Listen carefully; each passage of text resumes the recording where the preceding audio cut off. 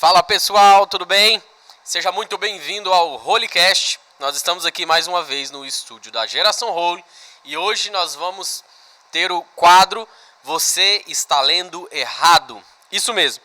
Existem alguns versículos na Bíblia que eles acabam sendo repetido, até que ele se torna uma frase de efeito, né? E às vezes essa frase pode ser distorcida ou ela pode até ser o versículo sendo repetido da maneira correta, mas sendo aplicado no conceito errado.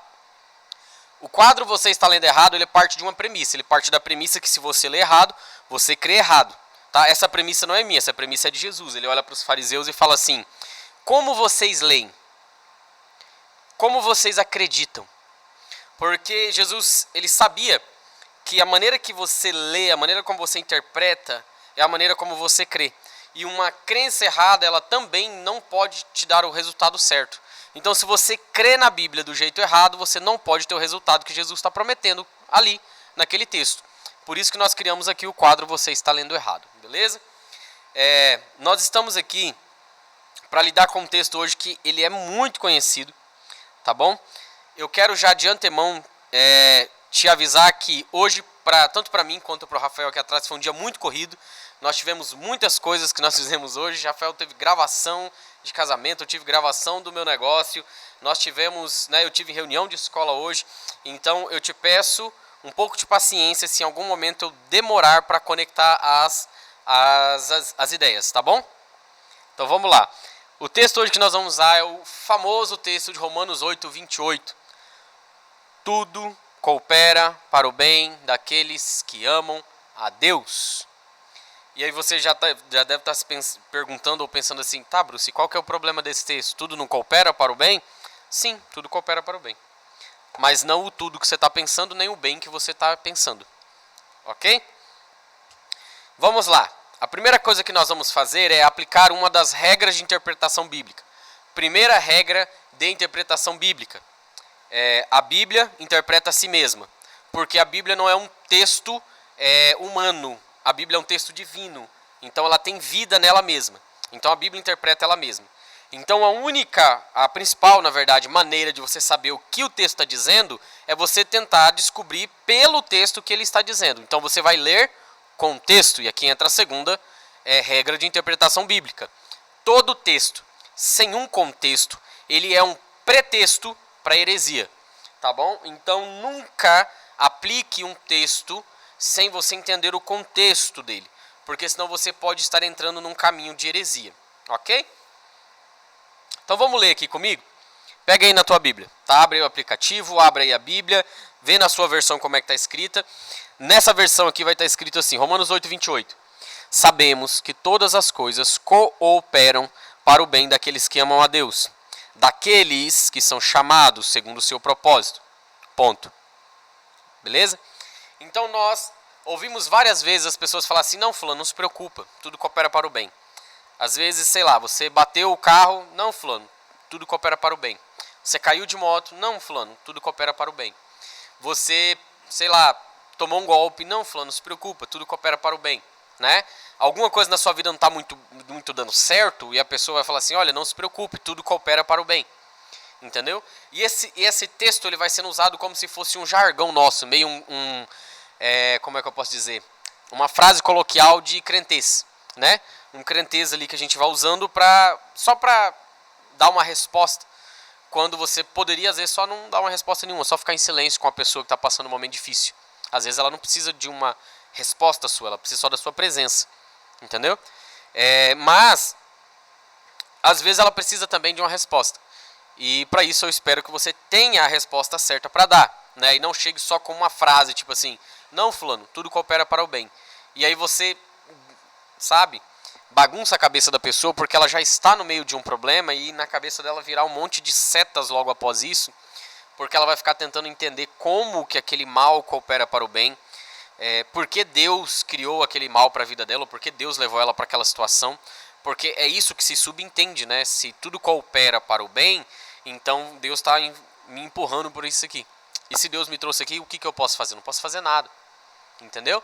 Isso acaba tendo uma visão muito fatalista.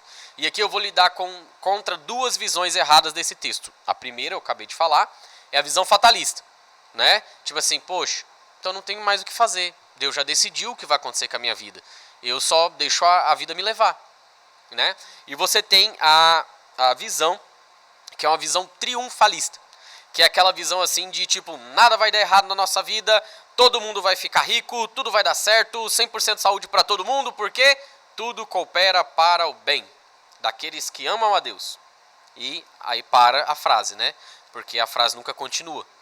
E aí que você vai perceber que alguns textos você lê errado quando você lê eles fora de contexto. Então, voltando ao contexto, o versículo 27 vai dizer assim.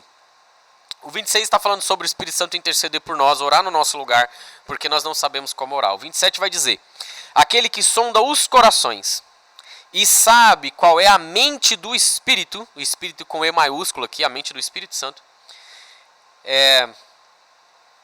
porque intercede pelos santos, que somos nós, eu e você, de acordo com a vontade de Deus. Aí entra o versículo 28, sabemos que todas as coisas cooperam para o bem daqueles que amam a Deus, daqueles que são chamados segundo o seu propósito. 29. Cadê o 29? Pois aqueles que Deus de antemão conheceu, ele também os predestinou para serem conformes à imagem de seu Filho, a fim de que ele seja o primogênito entre muitos irmãos. E aqui vai entrar uma parte que eu preciso trazer o equilíbrio do texto. Bebe água aí. Primeiro, a visão fatalista ela entra logo após você ler que Deus predestinou, né, essas pessoas para serem a imagem do seu Filho. E aí a visão fatalista ela é uma visão que ela decorre da ideia de que Deus decidiu todas as coisas que vão acontecer na nossa vida. Então nós não temos uma decisão para tomar, né? Como se a gente tivesse uma liberdade falsa e Deus tomou todas as decisões por nós, né? Então, como se Deus tivesse decidido que você ia se tornar filho de Deus e você não tem outra decisão. E aí o cara que não é filho de Deus é porque Deus também decidiu que ele não vai ser, tá bom? O que faz perder um pouco do sentido para que evangelizar e para que orar, então, já que Deus decidiu todas as coisas.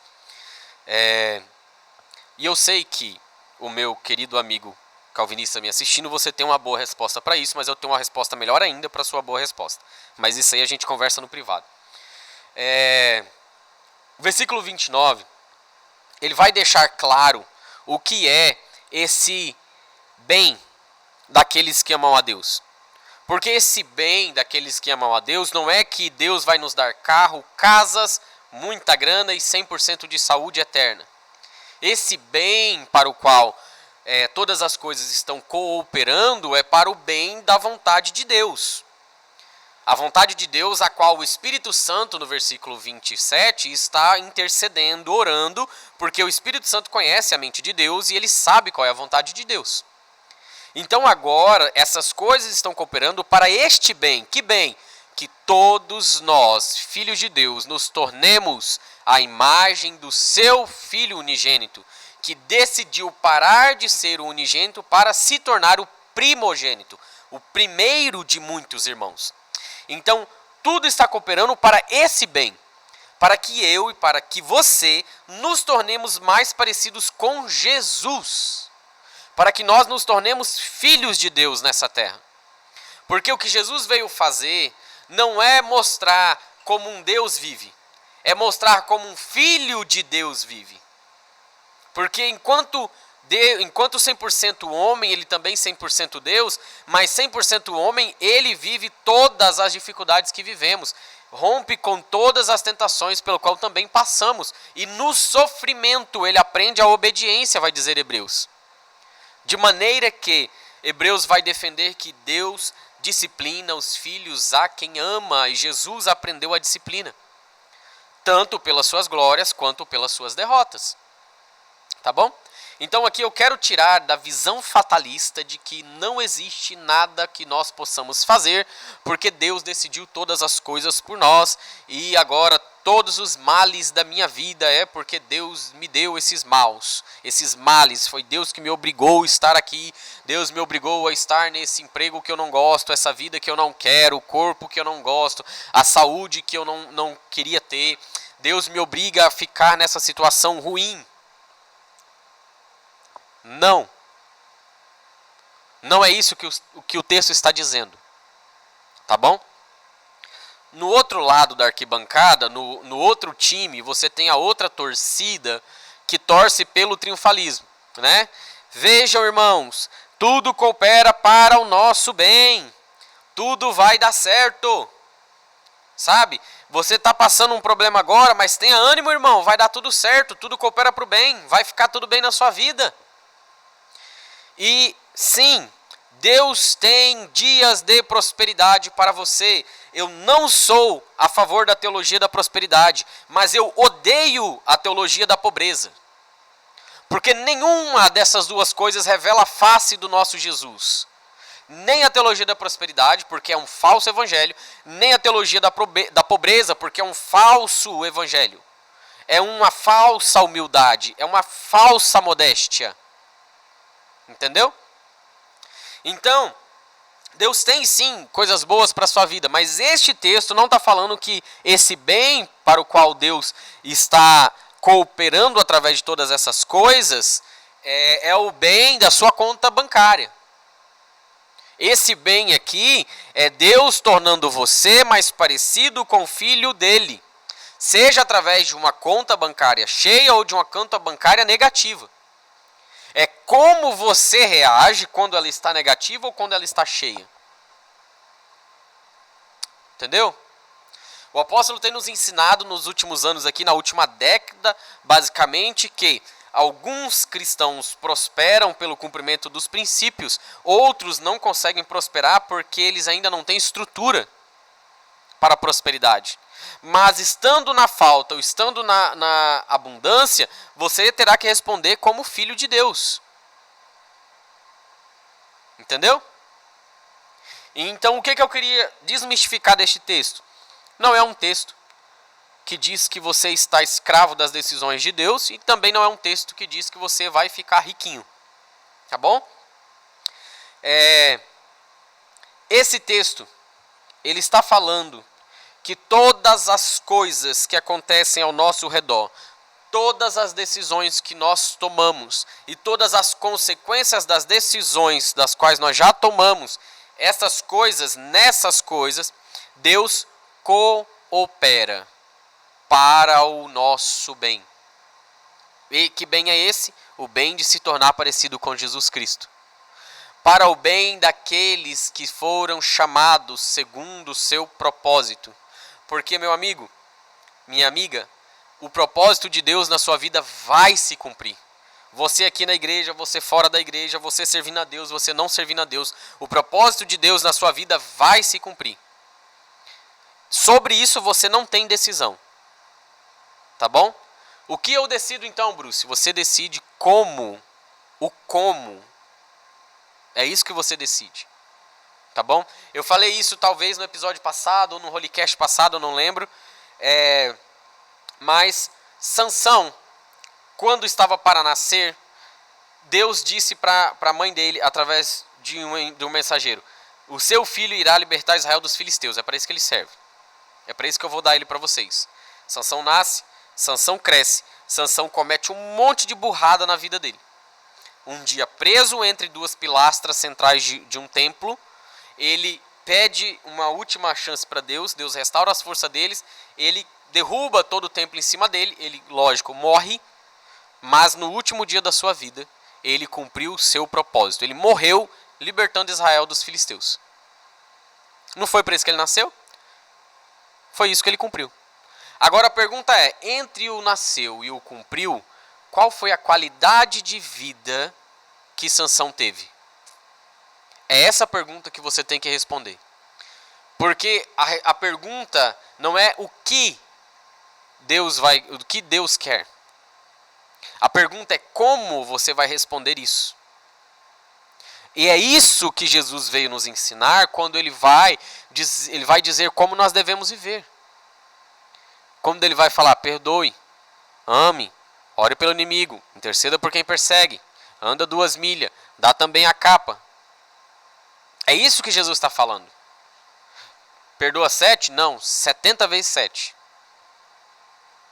Entendeu? É isso que Jesus está querendo nos ensinar quando ele vê Judas chegando no Getsemane, dá um abraço, um beijo de lado e diz assim, meu amigo. Está entendendo? É isso que Jesus está nos ensinando. Porque Jesus, entre nascer e entre a cruz, o como foi ele quem decidiu que ele ia viver. Ele poderia ter tomado todas as decisões erradas, mas ele decidiu tomar todas as decisões certas. Por quê? Porque para o nosso exemplo, o nosso irmão mais velho venceu. E é por isso que ele pode dizer, no mundo vocês terão aflições, mas tenham bom ânimo, eu venci o mundo. Então, eu quero pedir para que hoje, se era assim que você via, não use mais esse texto para ficar justificando fracasso, para ficar justificando o sonho que você não realizou ou não realiza. Entendeu? Para ficar justificando frustração tua. Não, mas é assim mesmo, né? Tudo coopera para o bem. Não! O que está cooperando para o bem é Deus trabalhando nas suas decisões de obediência à palavra dele para tornar você mais parecido com o filho dele. Está entendendo? Então, não para de justificar os seus fracassos. Você não está nessa situação de fracasso porque Deus quer. Você está aí porque você quer, você tolera estar nesse lugar. Ok? E aí, a outra coisa que eu também não gostaria que você continuasse acreditando é nessa visão de triunfalismo. Entendeu? De que tudo está cooperando para o bem e de maneiras mágicas, de repente, você vai ser promovido, de repente vai aparecer dinheiro na sua conta, de repente você vai viver uma coisa assim inexplicável e a sua vida vai mudar da água para o vinho do dia para a noite. Ok? Presta atenção, eu não estou dizendo que não pode acontecer. Eu já vi e já ouvi testemunho do cara que dormiu com dívida e acordou com dinheiro na conta. Tá bom? Eu já vi, conheço pessoas que não tinham que comer e bateram na porta dele naquele horário que ele estava orando sobre a falta da comida e alguém apareceu lá com a cesta básica, com as coisas que a pessoa tinha orado para ter na cesta básica. Eu conheço estas coisas. Eu acredito nestes milagres. O que eu estou te dizendo é que esse texto não está falando sobre isso. Tá bom? E que o objetivo principal de Deus não é que você sofra nessa terra, porque o teu sofrimento não comove a Deus. E o objetivo principal de Deus não é que também você seja um mega rico nessa terra. O objetivo principal de Deus é que você sendo pobre ou você sendo bilionário, você seja a imagem do filho dele. Você escolhe qual das duas pessoas você quer ser, desde que você seja a imagem do filho dele. E você vai se tornar a imagem do filho dele. Consegue me compreender? Então você, meu caro amigo, irmão em Cristo, você está sendo trabalhado, porque é por você que o Espírito Santo está intercedendo, segundo o que diz o versículo 27 de Romanos 8. Porque intercede pelos santos, de acordo com a vontade de Deus. E nessa intercessão, aí entra o 28. Sabemos que todas as coisas cooperam para o bem daqueles que amam a Deus, daqueles que são chamados segundo o seu propósito. Você foi chamado segundo o propósito de Deus, para cumprir o propósito de Deus. Deus tem um propósito na sua vida, esteja você na igreja ou fora dela, seja você crente ou não, Deus tem um propósito na sua vida. Você não nasceu porque seus pais quiseram ou não quiseram. Você nasceu porque um Deus soberano, que criou todas as coisas, decidiu que você estaria aqui e agora. E esse Deus tem um plano na sua vida. E esse plano irá se cumprir. Como você vai viver esse plano no meio, é você que escolhe. Tá bom? Já que estamos em Romanos 10 aqui para frente, vai chegar no versículo 9 e vai dizer aqui: Se com a boca você confessar Jesus Cristo como Senhor e em seu coração crer que Deus o ressuscitou dentre os mortos, você será salvo. Porque com o coração se crê para a justiça e com a boca se confessa para a salvação. Porque a Escritura diz assim: todo aquele que crê não será envergonhado. Entendeu? Você tem um propósito de Deus na sua vida. Bruce, eu não vou na igreja. Bruce, eu não sou crente. Vamos resolver isso agora.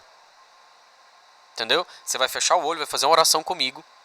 Ok? E você vai entrar em contato conosco porque você precisa de acompanhamento. Tá bom? Não é uma oração mágica aqui não, você vai fazer uma oração e de repente a sua vida nunca mais vai ser a mesma coisa. Você vai fazer uma oração e nesse momento você vai ser salvo, você se torna filho de Deus e você precisa de acompanhamento. Porque as coisas não vão ficar mais fáceis, elas provavelmente vão piorar e você precisa de estar sendo acompanhado. Tá bom?